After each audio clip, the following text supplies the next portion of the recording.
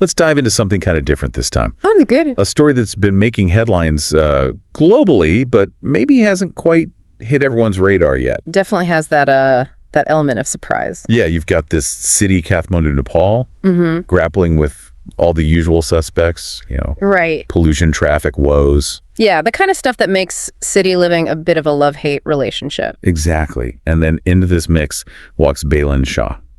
Now, there's a name that's gotten attention. Yeah, he's the civil engineer, but also a rapper and an activist, and he decides to run for mayor. Not prime minister, not parliament.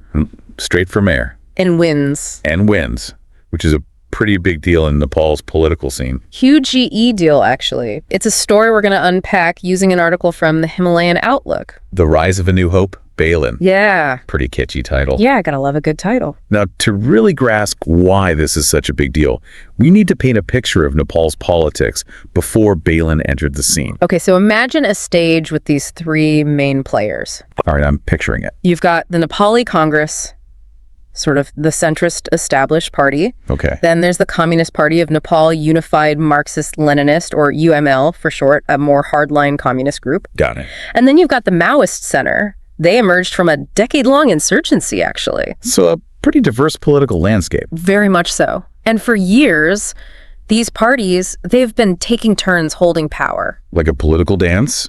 Exactly, but for a lot of Nepalese, especially the younger generation, it felt like the same old song and dance. Same move, same tune. Exactly. There was this growing sense that the parties that were born out of revolution and this promise of change had become, well, kind of stagnant. It's almost ironic, isn't it? Revolutions are supposed to dismantle the establishment. Right. And then these parties, they become the establishment. It's a common story, I think, globally. Absolutely. Aye. So you have this backdrop of frustration, corruption scandals, a sluggish economy, basic needs like healthcare not being met, Right. and this feeling that the leaders are just out of touch. Yeah, you'd hear the same names over and over. Who are we talking about?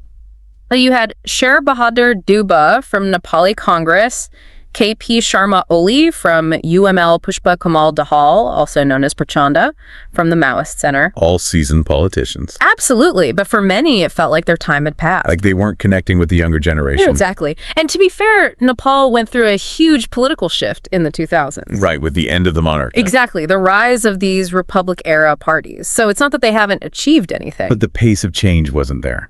Yeah, the ability to deliver on promises, that's where the disconnect was. Especially for the youth. Especially for them. And then into this scene walks Balen Shah.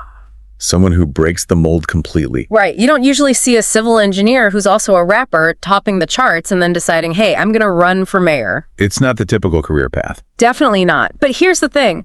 Balen didn't just run, he actually won. The 2022 Kathmandu mayoral election. Defeating candidates from these established parties, no less. And he did it all as an independent. No party backing. Just people power, which is almost unheard of in Nepal's political scene. So this victory had sent shockwaves. Absolutely. He tapped into this deep well of frustration and a desire for change, particularly among urban voters who felt ignored. Kathmandu being the capital that makes this win even more significant. Oh, definitely. It's a political bellwether. Yeah. So his win there carried a lot of weight. Okay, so we've established Balen's not your average politician, but what does he actually stand for? Well, that's where things get really interesting. Lay it on me. Unlike a lot of politicians who lean on grand promises and all that ideological rhetoric, Right. Balen's approach is refreshingly pragmatic. Okay, so let's talk more action. Exactly. He's all about getting things done, focusing on those tangible solutions to the everyday problems that just plague Kathmandu.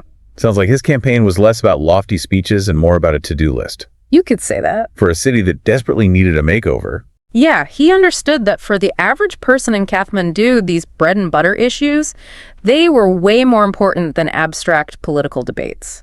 While the other parties were busy debating ideologies, he was focused on practical solutions. Precisely. And his background as a civil engineer gave him the credibility to talk about these issues with some real authority. Like he was saying, look, I'm not a politician, I'm a problem solver. And I'm here to get things done. Now that's a message that clearly resonated. It did. But we need to dig a little deeper into what those solutions actually look like and how they're playing out in the real world. Definitely. But before we do that, maybe it's worth pausing for a second. Okay. Thinking about how this all connects to what we're seeing in politics globally. Yeah. I mean, is Balen part of a larger trend? Yeah, are we seeing this kind of disillusionment with traditional politics and a yearning for authenticity in other parts of the world too? I think the answer is a resounding yes. You think so? Balen's victory, it reflects this global phenomenon where voters are becoming increasingly skeptical of those established political systems and parties. They're tired of the same old, same old. Exactly. They're looking for leaders who are genuine, relatable. And prioritize those practical solutions over the empty rhetoric. Exactly.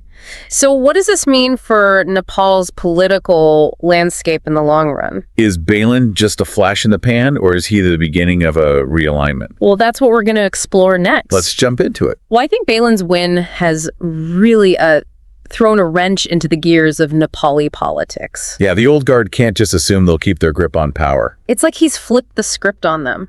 How so? They're so used to campaigning on ideology, party loyalty, but Balen comes in and says, hey, let's talk about the garbage piling up in your streets, the hours you're losing stuck in traffic. Let's talk about making your lives better. Exactly, and that's what's so disruptive about his approach. It's a shift from those grand narratives to everyday realities. Right now, the traditional parties have to scramble to catch up. They can't just rely on the old playbook. Definitely not. So let's get into the nitty-gritty.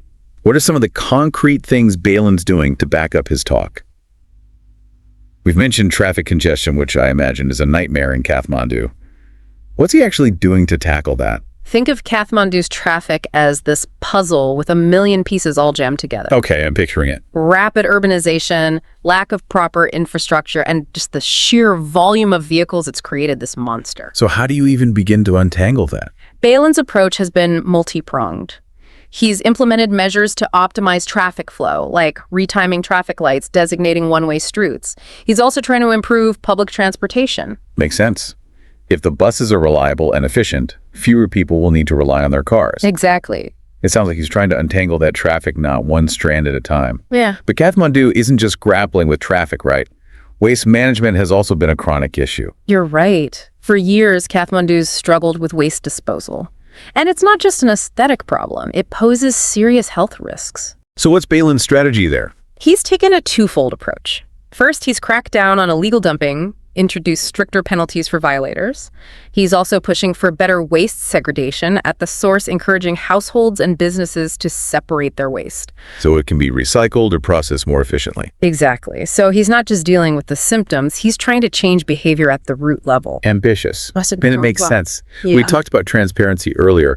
How's he making the city government more accountable to the people? Because that's a huge part of what makes people lose faith in politicians, right? Yeah. The feeling that things are happening behind closed doors. That's where his commitment to open governance comes in. He's introduced measures to make government contracts and spending more transparent, putting information online so citizens can see where their money is going. He's also trying to create more avenues for citizen participation. Like town hall meetings. Exactly, or online platforms where people can voice their concerns, suggest solutions. So it's not just about him making decisions, it's about empowering citizens to be part of the process. So- But let's be real, he's up against a lot. He's one man in a system that's been entrenched for a long time. Can he really make a lasting impact? Or is this just a temporary wave of change? That's the million-dollar question, isn't it? It is. There are a few key factors that'll determine whether Balen's impact goes beyond this initial wave. First, he has to deliver tangible results.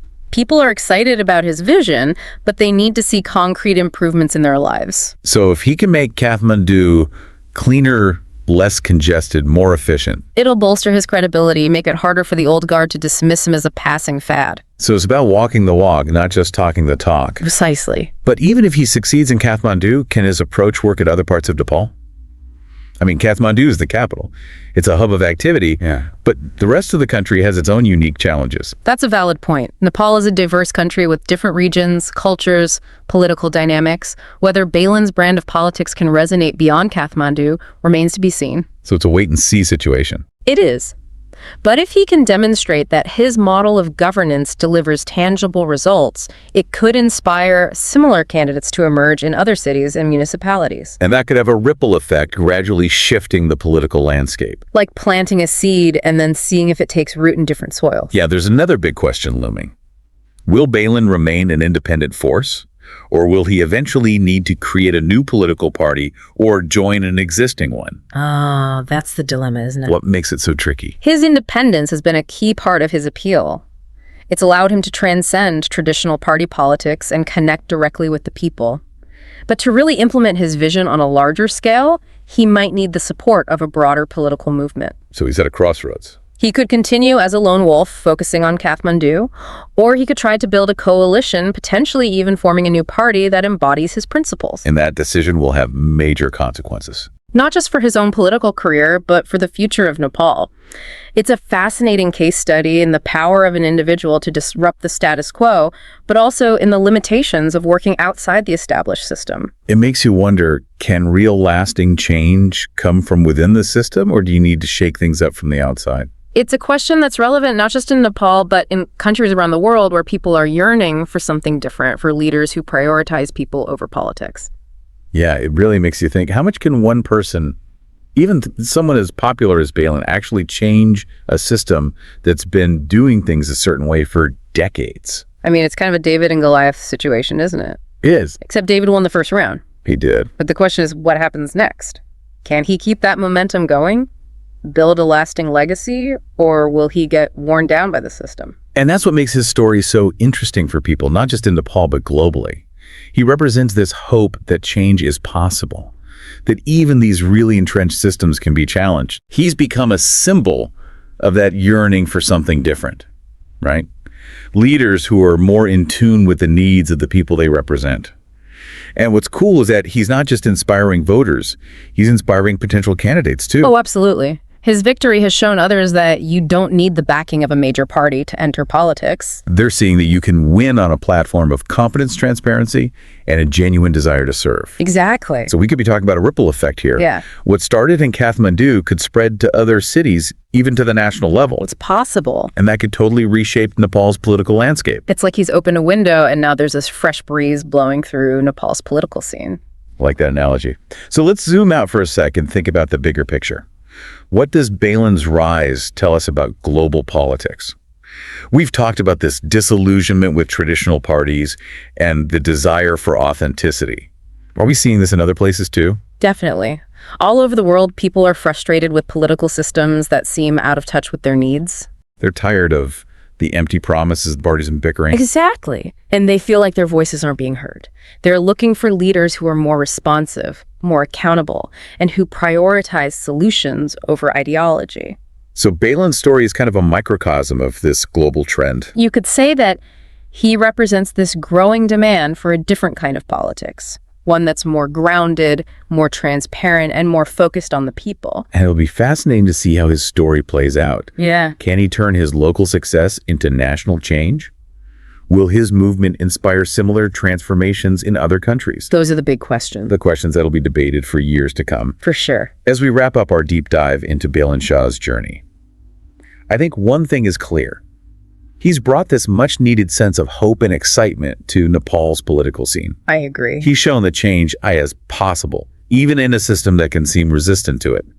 And he's given people a reason to believe that their voices matter. And that's a powerful legacy no matter what happens next. So to everyone listening, we encourage you to keep an eye on Balen's progress.